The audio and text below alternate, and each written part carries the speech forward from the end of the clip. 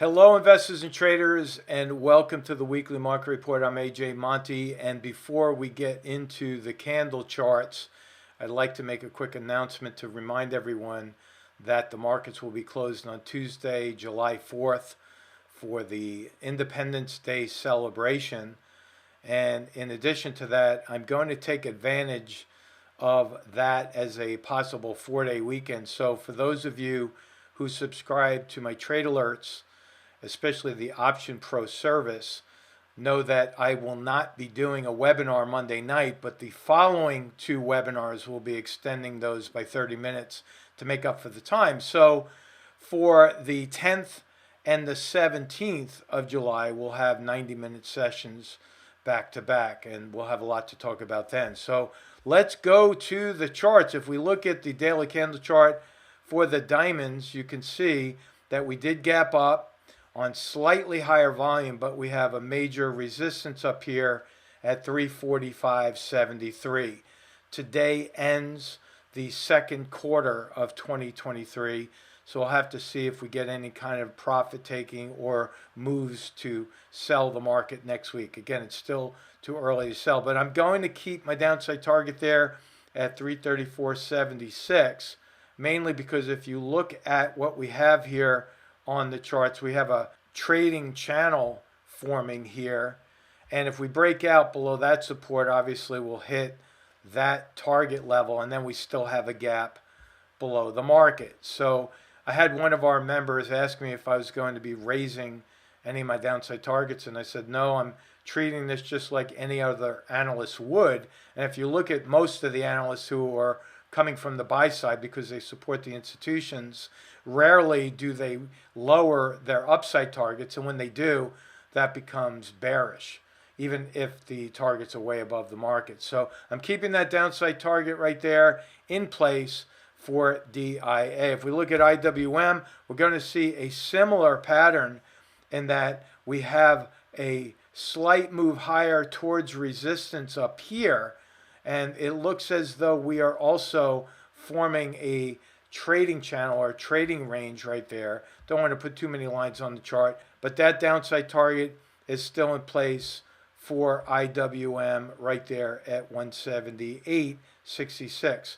We have the oscillator still going up, but the CCI is most likely going to turn with a negative divergence. We're now in an overbought condition, but if we get another drop in volume like we did today, that CCI will start to turn lower. Moving on to the Qs, the tech sector, we have, again, another similar pattern. Gap up, oscillators overbought here on the CCI, gap above the market. We have an increase in volume as we're approaching that resistance up there around 373. Keep an eye on the volume, because if we get that drop in volume on Monday or Wednesday, we'll most likely come back to fill that gap. And we also, remember, have a gap below the market here as well that will most likely act as a price magnet. If you follow along with last week's report, you'll know that I put an upside target first before the pullback. Not only did we hit the upside target here on Wednesday, but we surpassed that. So now that the upside target for the Qs has been hit, the downside target is now in force with that two-part forecast. Moving on to the spiders, SPY, the S&P 500 ETF, same story. Right at resistance, oscillators overbought here on the CCI. We have gaps below the market, and we have an open target down here at 442.26. I know that looks like a long stretch at this point, but I'm keeping an eye on the historic monthly charts. This could very well work its way into what's known as an M top. If we get any kind of a pivot there, the bottom of this M would be the major support level. And if we do break out, just as a pattern recognition for you, if we break out below that low, then we could expect a price move that would be equal to the distance from the top of the M to the bottom of the M. So in other words, if we move lower and break out, we could see the prices very quickly move down to hit my targets. That's another reason why I'm not raising that downside target. The M top is a critical pattern that's very similar to a head and shoulders top.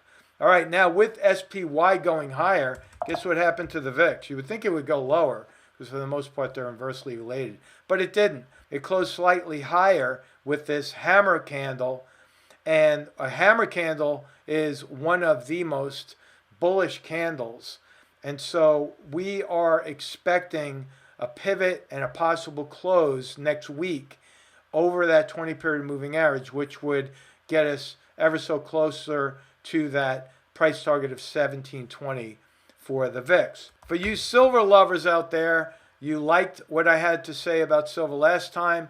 I had my upside target at 2147. Well, now we have an official pivot point higher, higher low, higher high on silver. I'm expecting that target to be hit at 2147. I make my silver trading very public. I bought more on that hammer pattern. It went up, it filled that gap, came right back down. Now there's still an open gap above the market right around $22. So that is my silver forecast. Now let's get to the geopolitical news, starting with an article that came out on June 23rd through Deep Dive. You could Google this article to get the full impact of it. And basically it explains that many Airbnb owners will soon be forced to sell their properties, resulting in a housing bust that could be on par with the 2008 subprime crisis. Now, for those of you that remember that, that's when the market at the time dropped 50% in 1 year. And that was the big news, the subprime crisis. We have so many shoes that are hanging over this market, getting ready to drop. This is going to be a very interesting second half of 2023. Again, I encourage you to read this. I'll put the link in the description box below. Now, when I saw the news about General Mills and how that stock dropped like a rock, it basically plummeted. I'll get to that in a moment. I just had to investigate to see if there was any data on cereal prices, breakfast cereal in particular. And if I zoom in here, you can see that the prices are now going vertical. You see that? We're going vertical on the prices, and as a result, consumers are noticing that and feeling the pinch. And you think, well, cereal is one of the cheapest foods out there.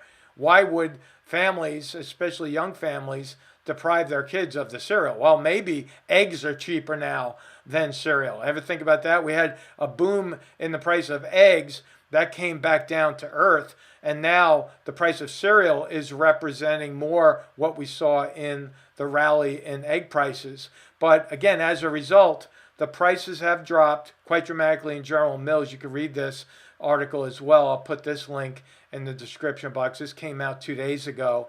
I think they are overdoing it on the sell side, and I think that we might even expect a dead cat bounce on this one. Maybe not all the way back up to fill the gap, but that's something to keep in mind for you traders out there that are looking for a trade candidate. Now, final slide here is brought to us by Shift Gold. Again, another link that I'll put in the description box. A great read here. And they go on to talk about how the economic data isn't as strong as the headlines claim them to be. Now, the GDP numbers came out stronger than expected, but the very odd part of that report is that exports surpassed their expectations, and that will most likely result, I believe, in a revision. I keep an eye on the GDP numbers. They'll generally revise numbers in the middle of the night or the wee hours in the morning on a weekend when no one's paying attention, maybe even during a holiday, but we'll have to see. I think that the Fed has put out enough warnings letting everyone know that inflation is here. They will be hiking rates.